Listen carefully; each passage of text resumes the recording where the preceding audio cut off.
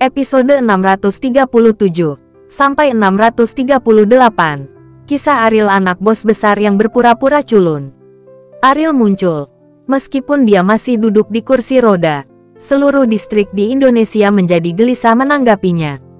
Keluarga bangsawan yang tak terhitung jumlahnya segera memusatkan perhatian mereka pada villa keluarga Wibowo, dan semua informan mereka tiba untuk pertama kalinya. Sejak penyerahan peti mati terakhir, keluarga bangsawan di distrik Indonesia ini tahu bahwa masalah ini belum selesai. Kemunculan Wisnu jelas membuat Suseno sangat ketakutan, yang juga menunjukkan bahwa Ariel masih memiliki modal untuk melawan Suseno. Bagi para penonton ini, mereka tidak sabar untuk mengetahui hasilnya. Mereka ingin melihat apakah Suseno akan dikalahkan oleh pemuda ini. Bagi daerah Indonesia, perubahan zaman hanya bisa diubah oleh waktu, karena mereka tidak pernah menyangka ada orang yang bisa mengalahkan Suseno. Hanya setelah waktu mengikis kehidupan Suseno, barulah seorang raja baru akan muncul di distrik Indonesia. Namun kemunculan Ariel jelas berpeluang membuat perubahan zaman datang lebih awal, dan dampak perubahan zaman akan terjadi jika keluarga bangsawan ini tidak dapat memprediksi sebelumnya. Kemungkinan besar mereka akan mati dalam gelombang ini. Jadi semua orang siap untuk menyenangkan Ariel. Tentu saja, pada tahap saat ini, mereka harus menunggu dan melihat apa yang terjadi. Saudara Ariel, sekarang distrik Indonesia mengandalkanmu untuk mengakhiri era Suseno, kata Mustafa kepada Ariel dengan senyuman di wajahnya. Mengandalkanku, Ariel tersenyum dan berkata, apakah mereka tidak takut menjadi tulang belulang dalam perjalananku menuju kesuksesan? Sangat ingin berada di kalangan orang Indonesia untuk membangun gengsinya sendiri. Menjadi anggota keluarga Wibowo saja tidak cukup. Apalagi jika Ariel ingin membangun kekuasaannya sendiri. Mau tidak mau dia akan menyentuh rantai kepentingan keluarga bangsawan lainnya. Oleh karena itu, perkataan Mustafa tidak mungkin dalam pandangan Ariel. Mungkin situasi saat ini adalah yang paling diinginkan oleh keluarga bangsawan. Itu tidak akan mempengaruhi kepentingan mereka. Siapa raja wilayah Indonesia sama sekali tidak penting bagi mereka. Tentu saja saya takut. Jadi saya dengar banyak orang telah membuat rencana untuk menyenangkan Anda, kata Mustafa sambil tersenyum. Keluarga besar telah mengadakan pertemuan internal untuk menanggapi perubahan pola di distrik Indonesia. Mereka memiliki kebijakan yang sama dengan Mustafa.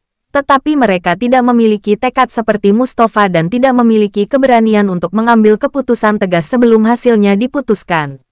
Rencana, Ariel tidak tahu apakah harus tertawa atau menangis, dan berkata, apakah kamu harus berhati-hati? Kamu perlu rencana untuk menyenangkanku. Tentu saja, Mustafa berkata dengan ekspresi bangga. Tuan Ariel, Anda sekarang pengaruhnya di wilayah Indonesia merata. Telah melampaui Suseno. Beraninya mereka meremehkan masalah ini. Bagaimana cara menyenangkan Anda? Telah merancang beberapa rencana. Tetapi saya khawatir rencana tersebut tidak dapat secara akurat menyentuh poin favorit Anda. Ariel menggeleng tak berdaya. Ini terlalu berlebihan. Ia bahkan curiga Mustafa sedang menyombongkan diri.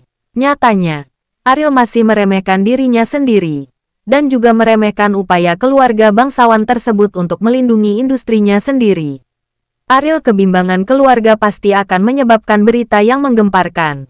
Dan struktur bisnis di distrik Indonesia pasti akan berubah. Keluarga bangsawan ini ingin mengandalkan Ariel dan menemukan cara untuk menyenangkannya. Seperti halnya naik ke kapal semuanya masuk akal. Ariel, tak percaya. Melihat Ariel menggelengkan kepalanya, Mustafa melanjutkan. Bagaimana kalau saya mencarikan beberapa orang untuk Anda dan bertanya kepada mereka untuk apa pertemuan keluarga yang sering dilakukan selama periode ini? Tidak, tolong bawa aku ke villa keluarga Wibowo, kata Ariel. Mata Mustafa memadat, darahnya tiba-tiba melonjak, dan dia berkata dengan penuh semangat, Saudara Ariel, apakah kamu akan merepotkan Suseno sekarang? Tidak ada pelatihan lagi. Dengan kondisi fisik Ariel saat ini, dia tidak memenuhi syarat untuk menyusahkan Suseno. Dia hanya ingin bertemu Wisnu. Dia ingin bertanya pada Wisnu mengapa dia menyelamatkannya. Ngomong-ngomong, Suseno tidak berada di wilayah Amerika. Saudara Ariel, kamu tidak akan bisa melihatnya jika kamu pergi. Mustafa tiba-tiba teringat akan kepergian Suseno. Dia berkata kepada Ariel. Ariel mengerutkan kening. Apakah orang tua ini melarikan diri? Bagaimana mungkin? Dengan karakter penyelamat muka Suseno, bagaimana dia bisa menjadi psikiater? Kura-kura itu bersembunyi. Kemana dia pergi? Ariel berkata dengan ragu. Indonesia, kata Mustafa. Ariel semakin mengernyit. Membentuk karakter. Penasaran. Apakah kamu tahu apa yang dia lakukan? Ariel bertanya. Ini, mungkin dia pergi mencari kakekmu, kata Mustafa. Ariel tiba-tiba memiliki niat membunuh. Apakah Suseno tidak bisa menghadapinya? Jadi dia pergi untuk berurusan dengan kakek. Tidak hanya Raditya di sana, juga Kaori. Jika keduanya dibunuh, Ariel pasti tidak akan pernah memaafkan dirinya sendiri. Ariel tiba-tiba meraih lengan Mustafa, memegangnya erat-erat, dan berkata dengan gigi terkatup, kenapa kamu tidak memberitahuku lebih awal? Rasa sakit di lengannya membuat Mustafa menjerit, seolah seluruh tangannya hendak dicengkram oleh Ariel. Saudara Ariel, lepaskan aku dulu. Tanganku mau patah, kata Mustafa dengan ekspresi kesakitan. Ariel melepaskan Mustafa. Masalah ini bukan tanggung jawab Mustafa, kata Ariel dengan ekspresi muram. Meskipun dia dan Muklis telah berjanji untuk tidak kembali ke Bandung dulu. Tetapi jika Suseno benar-benar pergi ke Bandung untuk menyakiti Suseno dan Kaori, Ariel tidak punya pilihan selain mengingkari janjinya. Aku juga mendengarnya. Pamanku berkata bahwa dia tidak mengincar kakekmu, tetapi untuk meminta maaf. Jadi jangan terlalu khawatir, kata Mustafa. Ariel tercengang. Apakah Suseno akan bertanya pada Raditya? Bagaimana ini mungkin? Dia mengusir Raditya keluar dari Amerika dan mengambil kendali keluarga Wibowo di Amerika sebagai pemenang. Sungguh sebuah orang akan melepaskan Raditya. Melissa juga tercengang. Dia tahu banyak tentang apa yang terjadi saat itu dan bagaimana Suseno memperlakukan Raditya sia-sia. Jadi dia pergi untuk meminta maaf pada Raditya, yang tidak mungkin dari sudut pandang manapun. Bagaimana mungkin? Bagaimana Suseno bisa memohon pada kakekku? Ariel menggelengkan kepalanya dan berkata, Saudara Ariel, dia takut mati di tanganmu. Ini adalah satu-satunya cara yang bisa dia pilih. Dia telah mendapatkan pengampunan kakekmu dan meminta kakekmu untuk membujukmu agar berbelas kasihan padanya. Ini tidak masuk akal, kata Mustafa. Ariel masih tidak tahu mengapa Wisnu muncul untuk menyelamatkannya. Dan tentu saja dia tidak tahu bahwa Suseno sekarang takut padanya. Jadi kata-kata Mustafa lebih seperti lelucon baginya. Apakah kamu takut padaku? Dengan kemampuanku saat ini, aku tidak bisa menjadi lawan Mario. Bagaimana dia bisa takut mati di tanganku? Ariel berkata dengan bingung. Rasa sakit di lengan Mustafa sangat berkurang. Dan dia akhirnya bisa menunjukkan senyuman santai dan berkata, hanya pamanku yang bisa memberimu jawaban untuk masalah ini. Tanyakan saja padanya. Wisnu adalah kunci dari semuanya. Tidak ada keraguan tentang itu. Mendengarkan apa yang dikatakan Mustafa, sepertinya ada banyak hal yang tidak dia ketahui, yang membuat Ariel ingin sekali mencari jawaban. Cepat pergi, kata Ariel. Mustafa mengangguk dan mempercepat kecepatan mendorong kursi roda. Melissa berjalan di satu sisi dan memandang Ariel dari sudut matanya dari waktu ke waktu. Itu bahkan lebih kuat. Ketakutan Suseno terhadapnya jelas bukan tanpa alasan. Itu sebabnya dia kuat dan sejauh mana. Ini adalah sesuatu yang tidak dapat dibayangkan oleh Melissa sekarang. Episode 638. Bagi Melissa, semakin kuat Ariel, semakin besar jarak antara mereka. Melissa sangat takut suatu hari nanti, dia akan muncul di rumah Ariel secara berturut-turut. Tidak ada orang di sekitarnya yang memiliki kualifikasi, bahkan kualifikasi untuk menjadi temannya. Satu-satunya cara untuk mendekatkan keduanya adalah dengan mengambil langkah itu, dan mungkin itulah satu-satunya cara. Hubungan di antara mereka tidak akan pernah terputus. Sayangnya kesempatan seperti itu hampir mustahil bagi Melissa. Alasan mengapa dia bisa tinggal bersama Ariel sekarang hanya mengandalkan kebohongan. Dan kebohongan ini akan terungkap paling lama dalam sebulan. Waktu yang tersisa untuk Melissa semakin berkurang, dan dia tidak bisa menahan perasaan cemas, hampir sampai ke ambang kegilaan. Selama dia diberi tempat tidur, dia akan melompat ke atasnya bersama Ariel tanpa ragu-ragu. Di depan gerbang villa keluarga Wibowo, Wisnu masih terbaring di peti mati untuk beristirahat. Adegan ini sudah menjadi pemandangan klasik di distrik Indonesia di Amerika. Setiap keluarga bangsawan sangat menyadari berapa banyak pengawal yang dimiliki keluarga Wibowo. Dan kekuatan pengawal keluarga Wibowo diakui oleh seluruh wilayah Indonesia.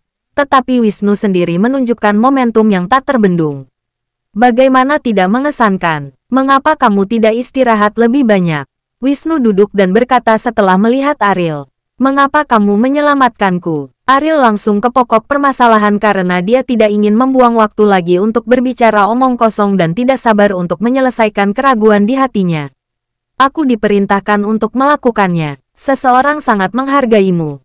Tapi dia tertunda karena beberapa hal dan tidak bisa datang sendiri. Jadi dia mengutusku. Wisnu tidak menyembunyikannya dari Ariel. Karena dia akan mengetahui masalah ini cepat atau lambat. Tidak ada gunanya menyembunyikannya. Tapi itu akan membuat Ariel tidak puas dengannya. Meskipun Ariel saat ini jelas bukan lawan Wisnu. Bukan berarti Wisnu berani meremehkan Ariel. Bagaimanapun, dia akan menjadi murid pribadi Umar. Dan bahkan mungkin menggantikan Umar di 4 pintu di masa depan. Wisnu tidak berani mengabaikan atau membenci orang seperti itu. Selain itu, Wisnu masih memiliki gagasan di dalam hatinya bahwa 4 gerbang adalah milik lingkaran inti Umar, dan peluangnya untuk memasuki 4 gerbang hampir mustahil. Namun, karena kemunculan Ariel, peluang ini jatuh di depan Wisnu. Selama dia bisa membangun hubungan baik dengan Ariel, mungkin Ariel bisa membawanya ke pintu keempat, jadi dia harus memanfaatkan kesempatan ini. Siapa dia? Ariel bertanya. Umar. Seseorang yang statusnya tidak dapat kamu bayangkan tinggi. Dia ingin menerimamu sebagai muridnya. Itu sebabnya Suseno sangat takut padamu. Berikutnya yang lama. Status yang tak terbayangkan. Ariel tidak ragu dengan perkataan Wisnu. Baginya, level itu masih diselimuti kabut tebal. Namun, Ariel sedikit merasa jijik dengan gagasan menerima dia sebagai muridnya. Dalam hati Ariel, hanya Darius yang merupakan tuan aslinya. Mungkin Darius tidak bisa dibandingkan dengan lelaki tua ini dalam hal keterampilan atau status. Tetapi Ariel bukanlah orang yang tidak tahu berterima kasih. Dan dia tidak akan pernah melanggar kata-kata untuk mendapatkan sesuatu. Aku bilang aku tidak ingin menjadi muridnya, kata Ariel dengan tenang. Wisnu yang bersemangat melompat turun dari tutup peti mati dan berkata dengan ekspresi tidak percaya, apa katamu? Wisnu tidak hanya sangat terkejut, Mustafa dan Melisa juga sama persis. Meskipun Melisa tidak tahu seberapa kuat Umar ini, dari perkataan Wisnu, dia bisa menebak bahwa dia adalah orang yang luar biasa. Orang besar seperti itu seharusnya merasa terhormat menerima Ariel sebagai muridnya. Tanpa diduga, dia benar-benar mengungkapkan sedikit penolakan. Saya sudah memiliki master, Ariel menjelaskan. Setelah Wisnu terkejut, dia menarik napas dalam-dalam dan berkata, tidak ada perbandingan antara gurumu saat ini dan guru berikutnya. Kamu bisa menjadi guru lagi. Aku tidak akan melakukan itu. Ariel acuh tak acuh dan nadanya tenang. Wisnu hampir mengeluarkan seteguk darah. Meski bocah konyol ini tidak mengerti siapa Umar, dia seharusnya bisa membayangkan apa arti orang di level itu. Tidak peduli seberapa kuat gurunya. Dia hanyalah seorang guru duniawi. Bagaimana dia bisa dibandingkan dengan guru Tianqi? Apalagi guru keempat dari 4 sekte. Nak, aku menasihatimu untuk berpikir jernih saat berbicara. Tahukah kamu berapa banyak orang di Tianqi yang ingin menjadi murid Umar tetapi tidak bisa masuk? Kamu seharusnya merasa beruntung mendapat kehormatan seperti itu. Wahyu, ternyata nama level tersebut adalah tulisan Apokalipse yang tertulis di Liontin Giok. Mungkinkah ini suatu organisasi? Melihat alis Ariel berkerut, seolah sedang berpikir keras, Wisnu mau tidak mau mengingatkannya lagi. Jika kamu tidak memanfaatkan kesempatan ini, aku yakin kamu akan menyesalinya seumur hidupmu. Alasan mengapa Wisnu sangat gugup, karena Ariel adalah satu-satunya kesempatannya untuk masuk ke inti. Dia tidak ingin penyerahan anak konyol ini memengaruhinya. Jika tidak, perjalanan kembali ke Amerika ini akan seperti menimba air dari keranjang bambu. Saya sudah memiliki seorang guru. Jadi saya tidak akan menjadi murid lagi. Wisnu tampak kesakitan. Anak ini benar-benar gila. Umar dari 4 sekte ingin menerimanya sebagai muridnya. Tapi dia menolak. Kesempatan bagus seperti itu tidak datang setiap hari akan menyebut dia idiot. Kamu. Hei, tahukah kamu apa yang kamu bicarakan? Wisnu sangat marah hingga dia tergagap. Saat ini, bahkan Melissa tidak dapat menahan diri untuk tidak berkata. Sebaiknya pikirkan lagi dan jangan terburu-buru mengambil keputusan. Ariel menggelengkan kepalanya. Saat dia lemah, 10 ekor sapi tidak bisa menariknya kembali. Dan bagi Ariel, selama itu adalah sesuatu yang dia yakini. Dia tidak akan pernah mengubahnya. Tidak peduli berapa banyak waktu yang dia miliki. Memikirkannya tidak akan mengubah hasilnya.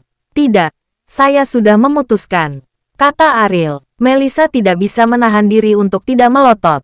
Dia tidak meninggalkan jalan keluar apapun untuk dirinya sendiri. Jika Wisnu tidak muncul, dan jika pria bernama Umar ini tidak menyelamatkannya, dia akan mati, dahulu kala. Mario memegangnya. Sekarang dia memiliki kesempatan untuk menjadi murid. Dia tidak tahu bagaimana menghargainya.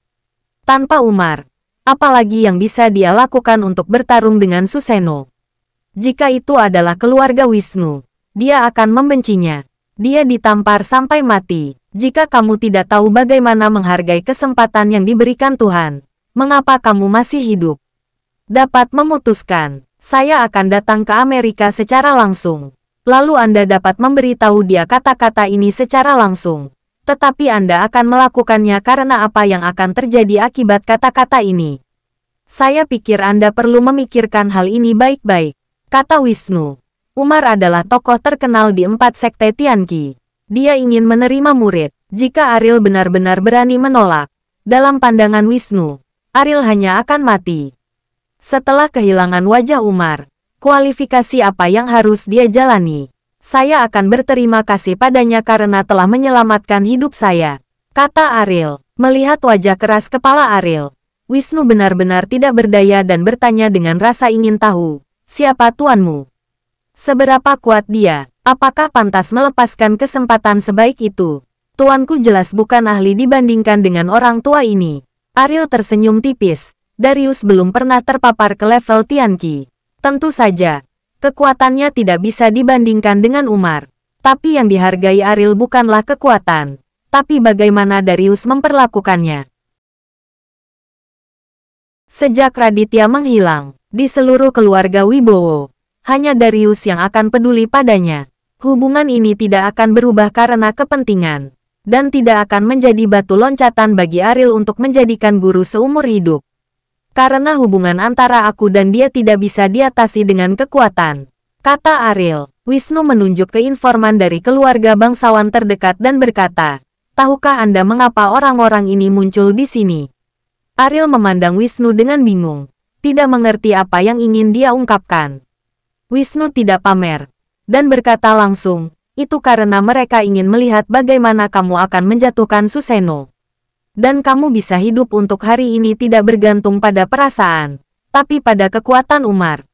Ariel mengangkat alisnya, ia tidak bisa memungkiri hal ini. Dari segi nilai keuntungan, kekuatan memang bisa membawa lebih banyak manfaat daripada perasaan.